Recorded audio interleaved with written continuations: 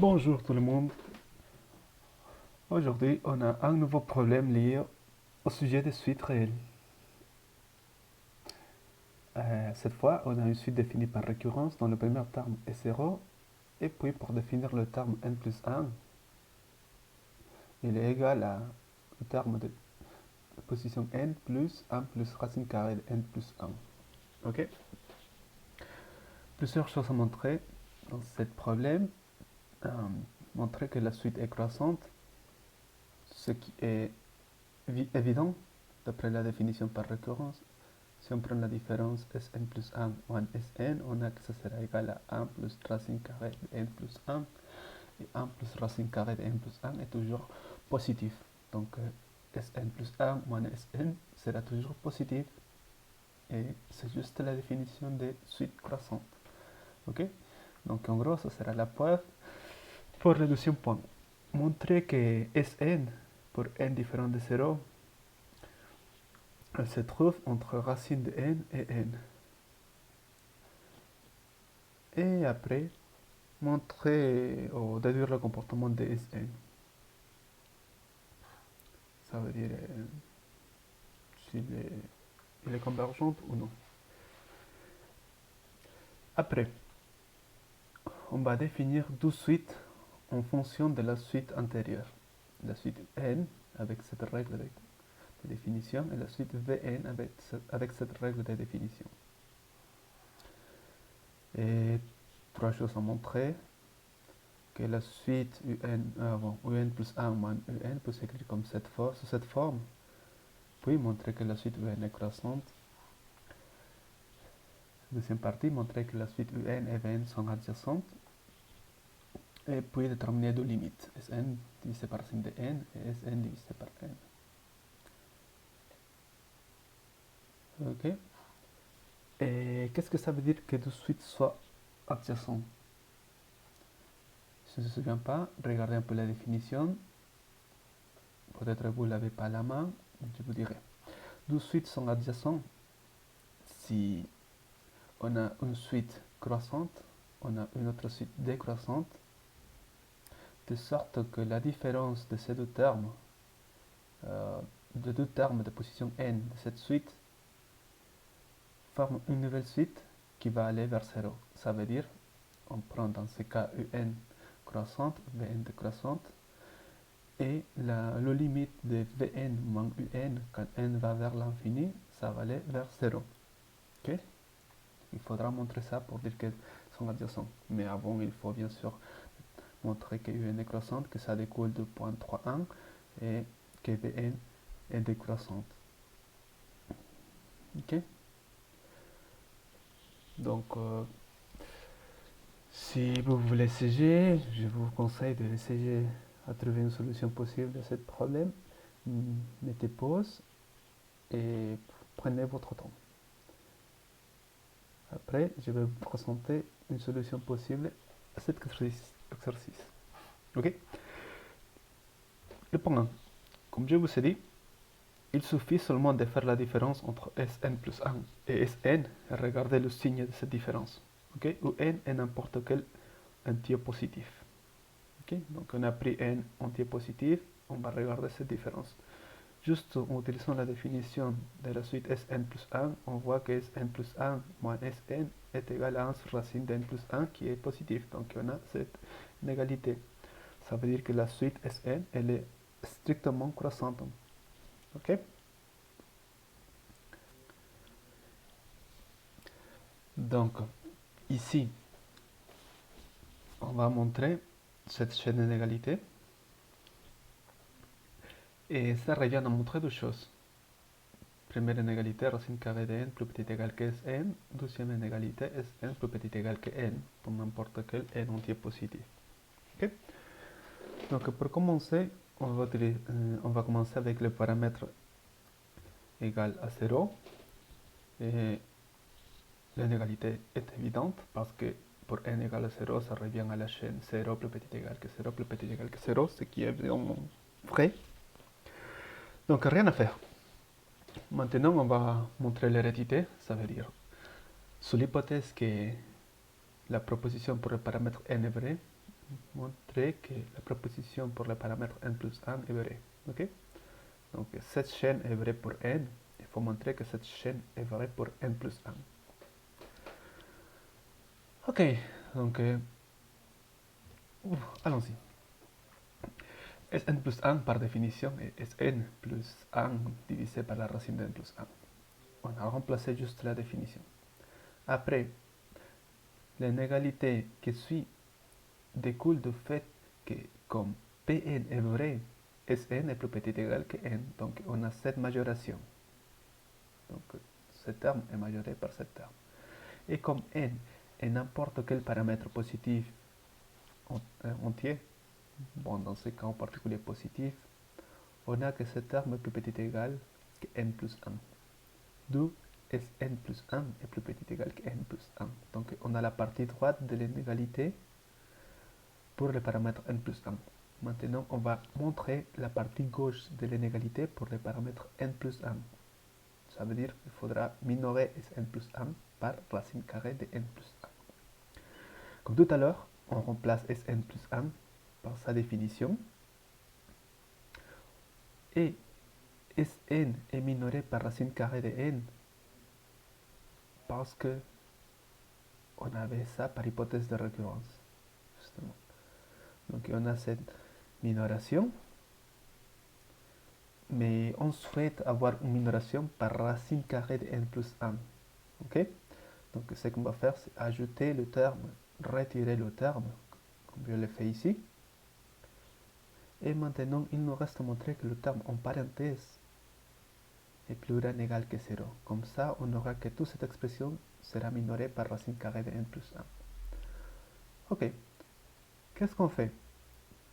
Bon, ce qu'on va faire, c'est une astuce qu'on utilise par exemple pour retirer l'indéterminé quand on a deux choses qui vont vers l'infini. On multiplie par la conjuguée. Bon, on fait une chose pareille ici. Racine carrée de n moins racine carrée de n plus 1 va multiplier par le conjugué. Le conjugué rationnel dans ce cas c'est racine de n plus racine de n plus 1. On multiplie par cet facteur O et on obtient racine carrée de n puissance 2 moins racine carrée de n plus 1 puissance 2 divisé par racine carrée de n plus racine carrée de n plus 1. Et après faire l'opération racine de n puissance 2 moins racine carrée de n plus 1 puissance 2, on obtient moins 1. Donc cette arme-là est juste cette opération. Et après, qu'est-ce qu'on fait? On a deux fractions, on va faire la soustraction. Donc on aura, nous sommes en produit croisé, on obtient racine de n plus 1 plus racine carrée de n divisé par ce produit-là. Le terme qui est là, on voit que tous les termes sont positifs, donc il est positif. Donc cette expression est toujours minorée par racine carrée de n plus 1. Donc voilà, on a la minoration de n plus 1 par la racine carrée de n plus 1. On a montré que la proposition est vraie pour le paramètre n plus 1. Donc le théorème de récurrence nous dit que cette propriété est vraie pour n'importe quel entier positif. Passons au point 3. Dans ce cas, il faut déterminer encore le comportement de Sn. Ok. Qu'est-ce qu'on a montré? On a montré que Sn est plus grand ou égal que la racine carrée de n. La racine carrée de n, on est tous d'accord que c'est une suite divergente vers plus infini. Donc Sn, qui est encore plus grande, elle sera aussi une suite divergente vers plus infini. Ok? Maintenant, on passe aux questions 3. À la question 3. Ok? On a un défini comme ça et vn défini comme ça.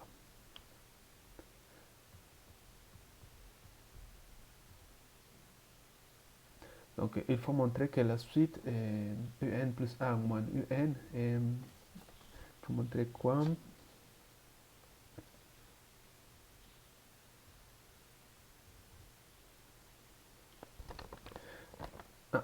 Justement, qui est donné par cette expression.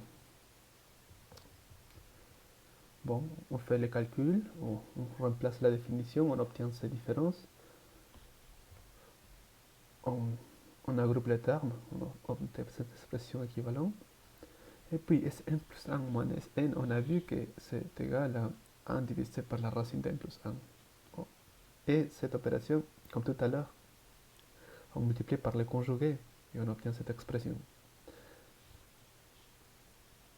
Et c'est juste là ce qu'il nous demandait à montrer. Maintenant, on va montrer que un est une suite croissante. Donc il faudra regarder que cette expression est plus grande ou égale que 0. C'est fini.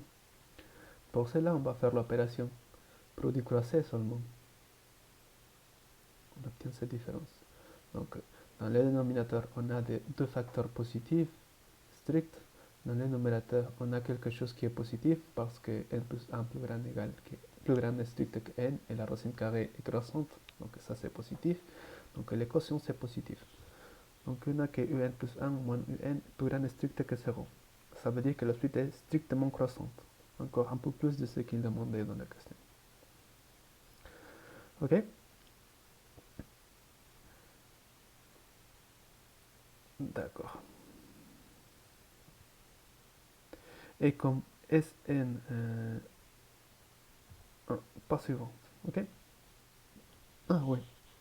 On avait dit qu'on va montrer que comme un est croissante, on va montrer que Vn est décroissante. Pour cela, il faut faire cette différence. On remplace la définition, on fait la même astuce multipliée par le conjugué et on obtient cette expression. Ah, ici, j'ai oublié un plus 1.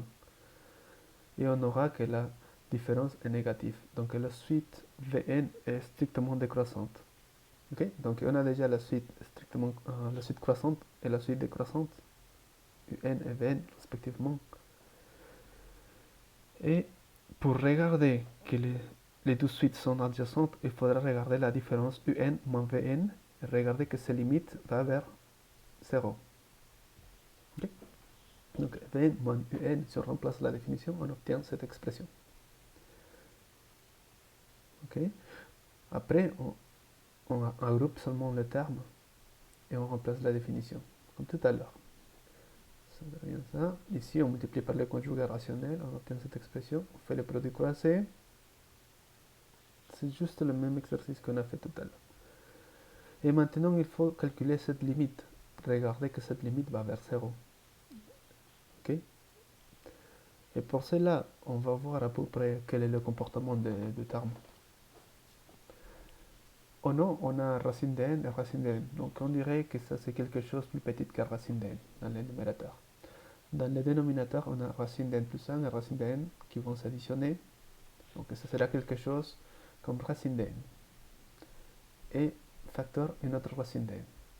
Donc apparemment on aura quelque chose qui est d'ordre racine de n, que c'est n. Et on aura quelque chose plus petit que la racine de n. Donc dans ce cas-là, il nous convient de diviser par le plus grand. Dans ce cas, on va diviser par n le numérateur et par n le dénominateur. Okay? Quand on divise par n le numérateur, on obtient racine de n plus 1, tout divisé par n, et pareil pour l'autre terme. Si on divise par n dans le dénominateur, comme c'est un produit, au lieu de diviser par n, on va diviser chaque terme pour racine carrée de n. Ok? Donc on aura le premier facteur divisé par racine carrée de n, le deuxième facteur divisé par la racine carrée de n, et après on va utiliser la propriété que racine de a divisé par racine de b est égal à la racine de a divisé par b. Donc au lieu d'avoir racine de n plus 1 divisé par racine de n, on aura racine de n plus 1 divisé par n. Ok? Et n plus 1 divisé par n, on peut le séparer en deux. On est d'accord? Parce que a plus b divisé par c est égal à a divisé par c plus b divisé par c. Et on obtient cet arbre. On va faire une chose analogue ici. Cet arbre divisé par racine de n se sépare en deux. Après on introduit les deux termes dans une même racine carrée et on obtient cette expression. Et maintenant qu'on a cette forme, c'est plus facile à regarder quel est le comportement. Racine de n plus 1 divisé par n, c'est quelque chose qui va aller vers 0. Racine de n divisé par n, c'est quelque chose qui va aller vers 0. Donc dans le numérateur, on a quelque chose qui va aller vers 0. Et dans le dénominateur, on aura, ici, ça va aller vers 0. Donc tout cet terme va aller vers 1, et pareil pour cet facteur. Donc il y aura quelque chose qui va vers 0 divisé par quelque chose qui va vers 1. Donc la limite c'est 0. Ok? Donc il y en a une suite croissante, une suite décroissante, et la limite de leur différence de termes de position n va vers 0. Donc les deux suites sont adjacentes. Et comme on sait, si on a deux suites adjacentes, les limites sont égaux. Okay? Et en bas pour le troisième point. Le troisième point, c'était de calculer le limite des deux suites, Sn divisé par racine de n et Sn divisé par n. Pour calculer la limite de Sn divisé par n, racine de n, on a écrit la définition seulement. On avait Sn égale à cette expression et Sn égale à cette expression. Ok? D'où sort cette équation, ces deux équations? Du fait que Un est défini comme 2 racines de n moins Sn. On a isolé Sn seulement. Et pareil pour l'autre. Vn égale à 2 racines de n plus 1 moins Sn. On isole Sn et on obtient cette égalité. Donc on a une expression, deux expressions par Sn.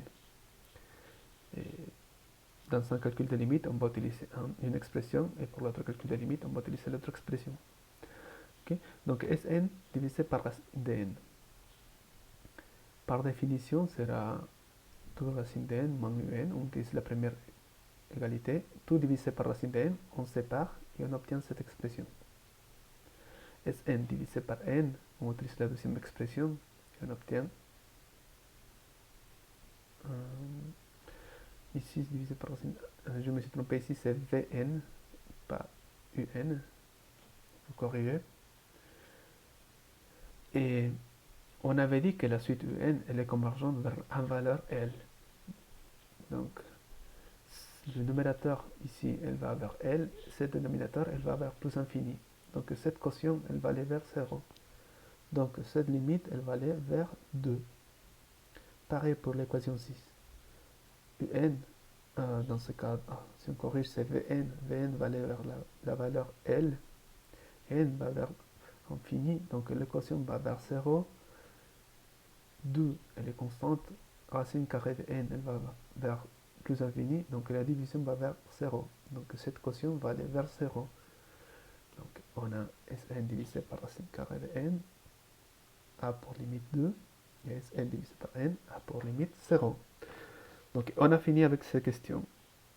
J'espère avoir été assez clair. Et si vous avez plus de questions, mettez dans les commentaires. Et on continuera à ajouter quelques exercices de plus. Et à la prochaine. Au revoir.